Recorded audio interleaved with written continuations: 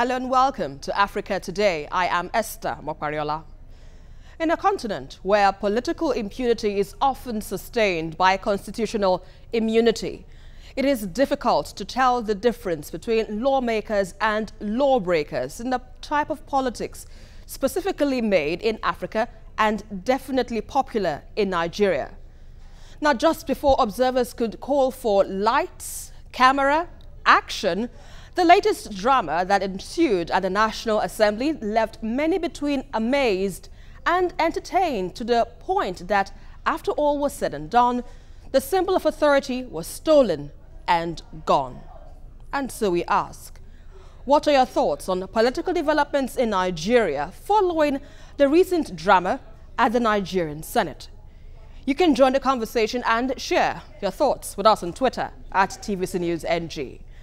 We take a report now, and Africa Today will be right back. Welcome on board.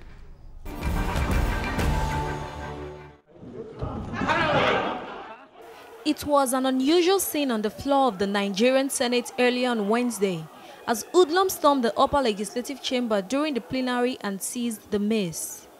Deputy Senate President Ike Ekweremadu later charged the Inspector General of Police and the Director of the State Security Service to recover the mace within 24 hours. Plenary continued after the disruption with another mace, and security was tightened around the National Assembly area. Specifically the Legislative Houses and Powers and Privileges Act, and of course the Senate Standing Orders of 2015. It said that the Senate cannot hold any proceedings in the absence of the mace. There is no mace that has statutory recognition. Mace is something that can be done anywhere. The Senate is within its powers to substitute and bring in a new mace and continue with the proceedings. The mace that was taken away does not enjoy any special recognition under the law. The Senate has the right to have more than one mace. So for me, it is not an issue that a new mace was brought for the proceedings to continue. On the other hand, I believe that what the Senate did is right. In a swift reaction, the Senate has described the action of suspended Senator Ovie Omagege as a treasonable felony. Later in the day, reports indicated that the man at the center of commotion at the Senate had been arrested.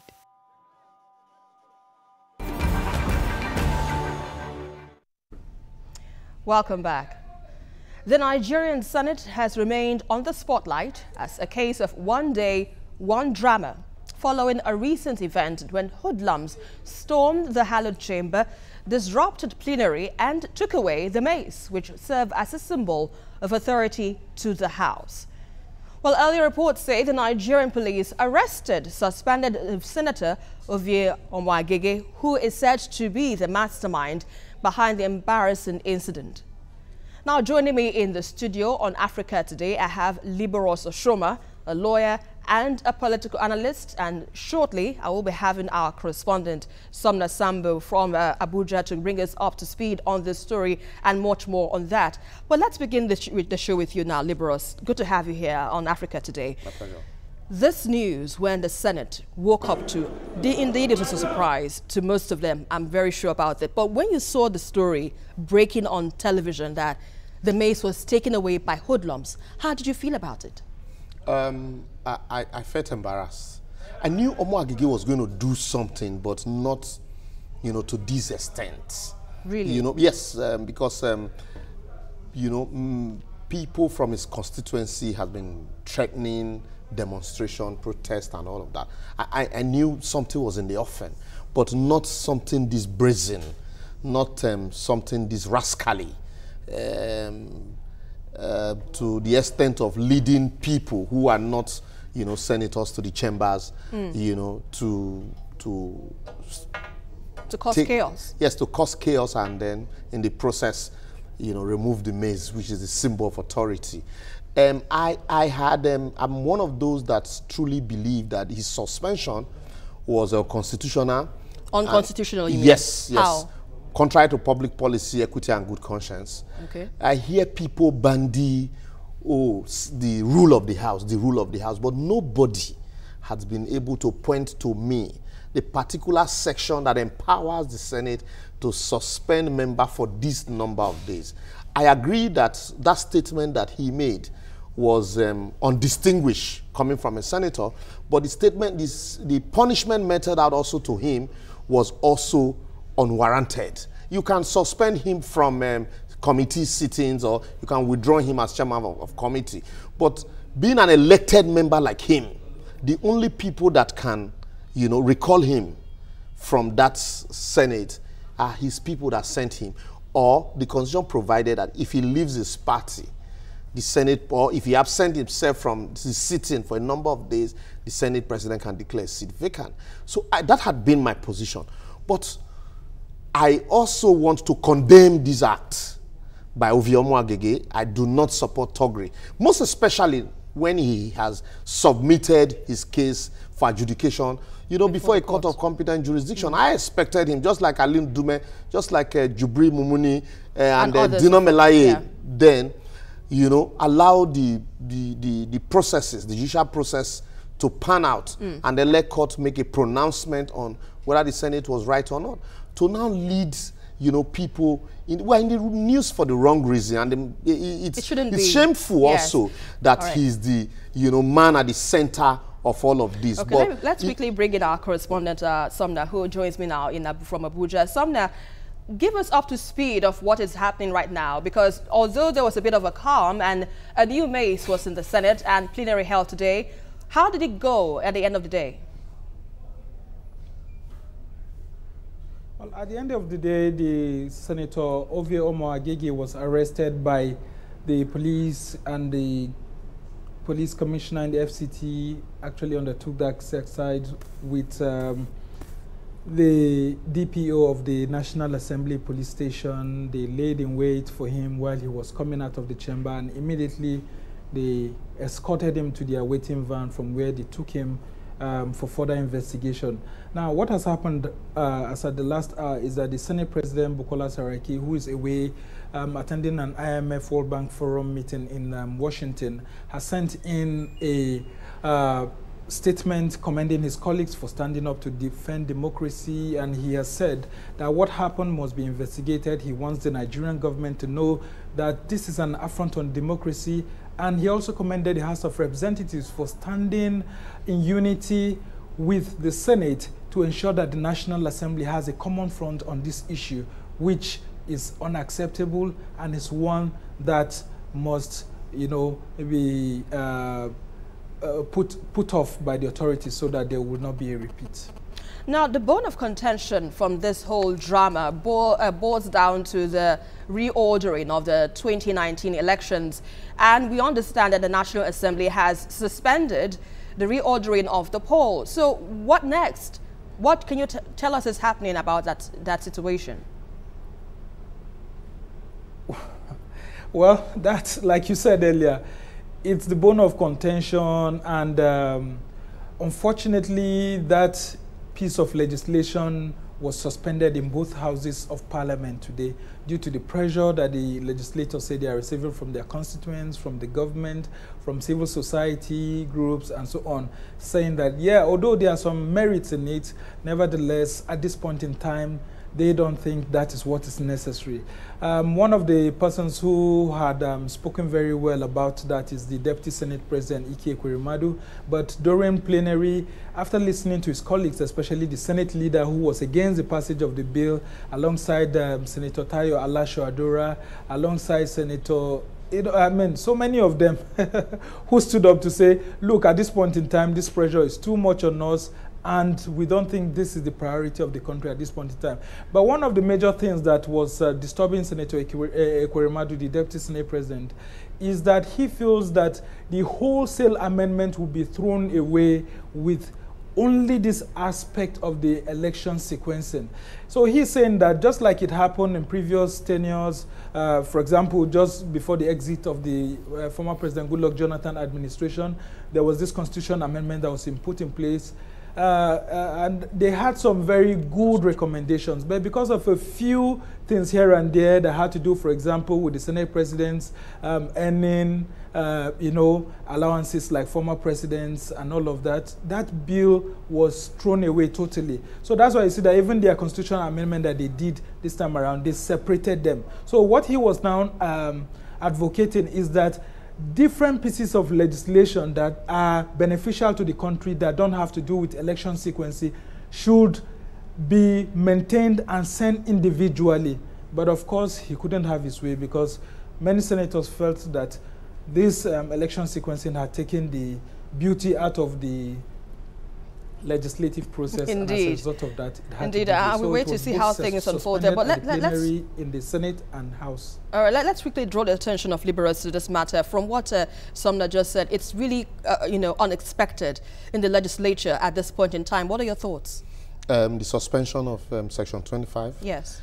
The senators are representing constituencies, and if they say that there's pressure from their constituencies and there's pressure from civil societies, and that they will listen to the civil societies, that's fine. But I also think, like the Deputy Senate President has said, that there were also some very beautiful amendments to that Electoral Act, some sections empowering INEC to conduct, to use any method they deem fit to conduct the election, and also invariably accommodating the card readers that had been thrown out in calculating overvoting by the Supreme Court.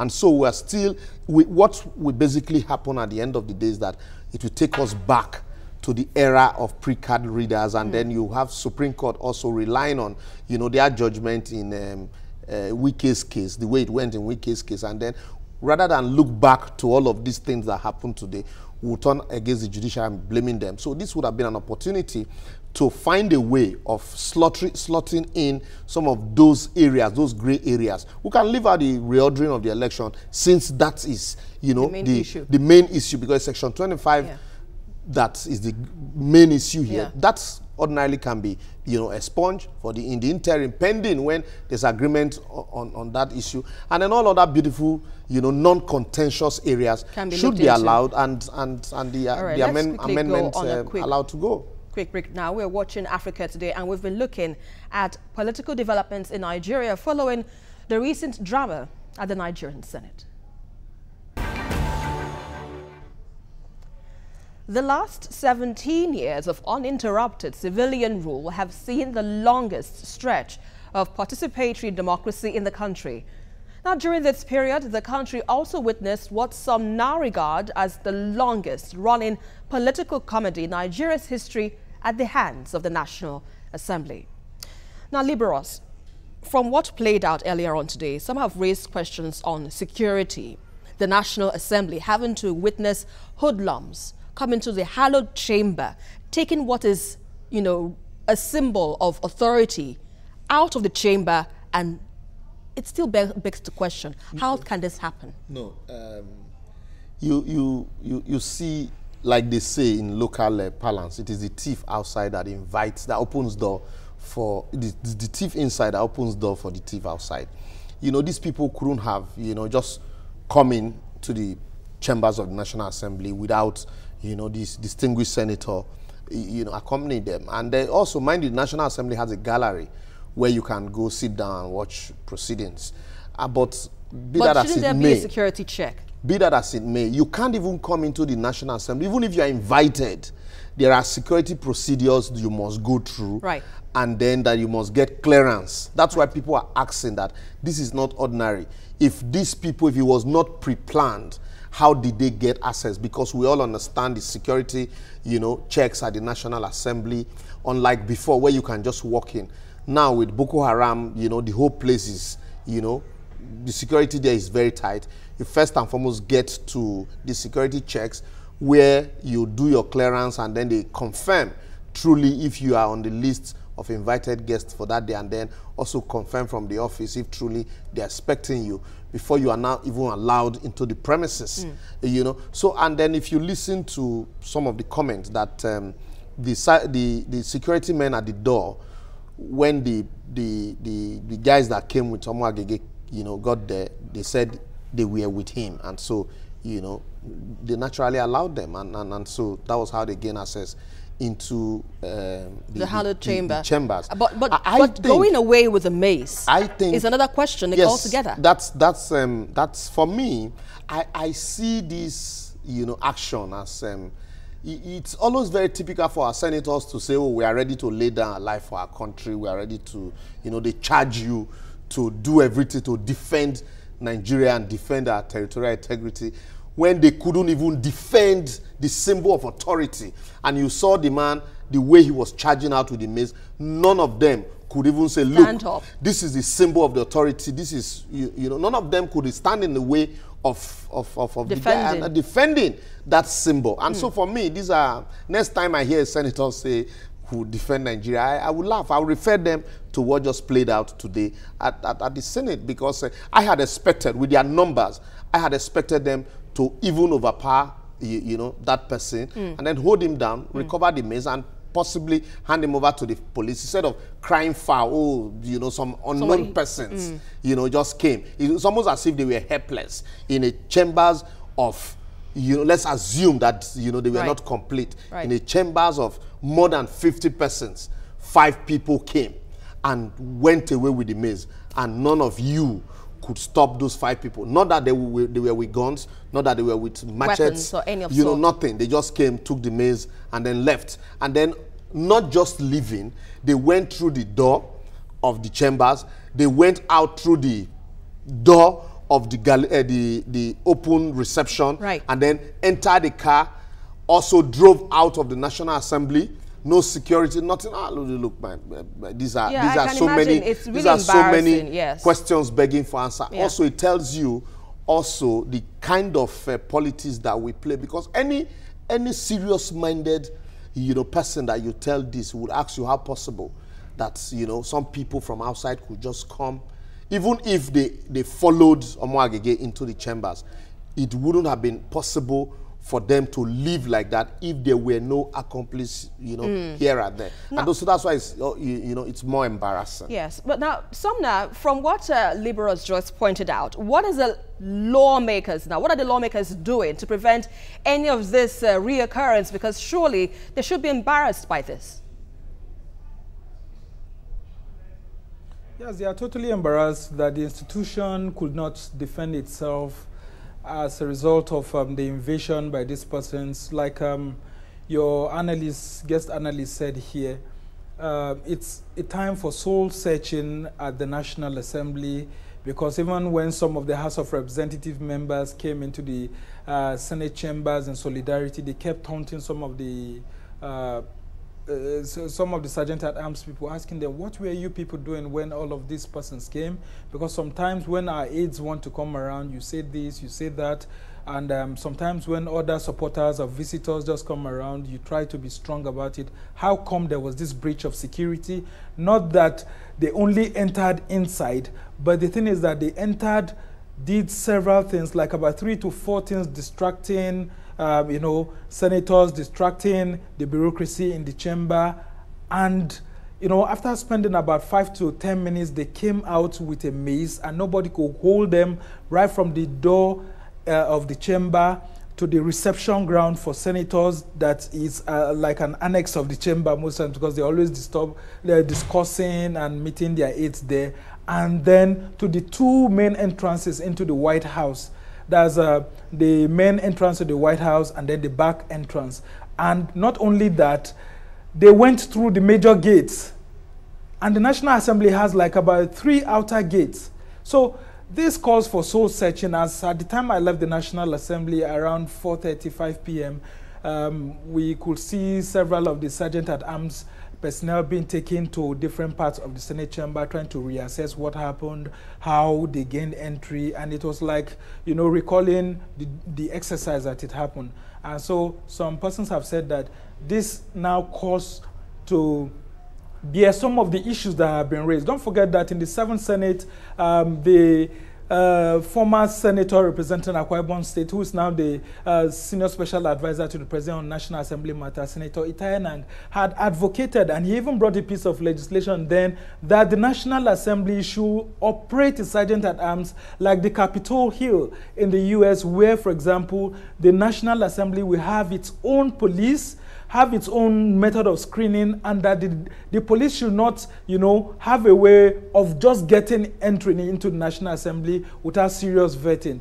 Of recent, they brought out some notice where they had placed that any official that's accompanying a top government functionary should keep his gun or whatever metal he's using to protect the chief executive. But I think this has now called for reforms, and with what has happened, I believe that the Senate as an institution, the bureaucracy of the National Assembly as an institution, and the House of Representatives will all collaborate to see how the National Assembly Sergeant-at-Arms unit can be, strengthened. Don't forget, they just had a change of leadership where the former Sergeant-at-Arms was ended his tenure, and the new Major General retired has now taken over. Okay, so now from this development, what do you think could be the likely implications of the National Assembly, knowing that it should be an institution of respect? What are the likely implications by this? Well, like your guest analyst also said, one thing that baffled us is that the journalists covering there kept wondering why these senators could not stand up to defend the institution of the National Assembly. The institution of the National Assembly is not the building, it's the maze, because without the maze, you cannot be said to have, sat down for a plenary. And so we thought that maybe the senators could have formed a cordon while this was ongoing, but of course, they could also have been afraid for their lives because most of them are elderly men here and there. And another thing also is that they may have thought that the National Assembly's institution in charge of taking care of such things, the Sergeant-at-Arms, will be able to perform a good job. But the implication of this generally is that the country's democracy may be viewed by outsiders as not being so stable like the way it had been thought to be. And as a result of that, we may still be in the learning curve arm of democracy, because some persons had been saying that with just 1 year left before Nigeria completes 20 uninterrupted years of democracy. Sumner, we have to cut it right now because of time. Thank you, Sumner. We appreciate your contribution on Africa Today. But let me wrap up with you now, Liberals. What are your final words from what just happened? Yeah, what's just happened is, for me, I think in reevaluating the security, the Senate also needs to reassess its rules, because you can't place something or nothing and expect it to stand. In assessing what happened today, something gave rise to it. And even though we agree that you can't fight, even if you perceive it as illegality, you don't fight illegality with illegality. You can't resort to self-help, most especially when you have submitted to the jurisdiction of a court. And in reassessing the security situation, there's need to reassess the rules also, so that we don't have reoccurrence. We are happy today that nobody lost their lives. True. If you remember what played out in Rivers State during the tenure of Amechi, some people almost lost their lives. And so imagine one of those boys had used that mace on somebody, or they had come with arms, with weapons. So there's needs for us to, be circumspect in whatever we do. Right. It should be more about the people and less about self. All right. On that note, I'd like to thank you, Liberal Soshoma, for your contributions on Africa Today, as well as our correspondent from Abuja, Sumner Sambo. Thank you very much for the updates there, as well as your analysis on the recent development. In trying to balance separation of powers and accountability with the rule of law, the average African parliament runs the risk of becoming a circus where the drama overshadows everyday realities affecting millions of people. It would therefore be in the interests of Nigerian senators and their representatives to put the people first, ahead of the personal agenda, just as the next moment of truth via the ballot is less than 12 months from now. And that is our package for today. But don't forget to join the conversation as usual on Twitter at TVC News NG, and follow me for updates around Africa at Esther TVC News. Until the next one, I am Esther Mokwariola, and always remember, Africa can only get better.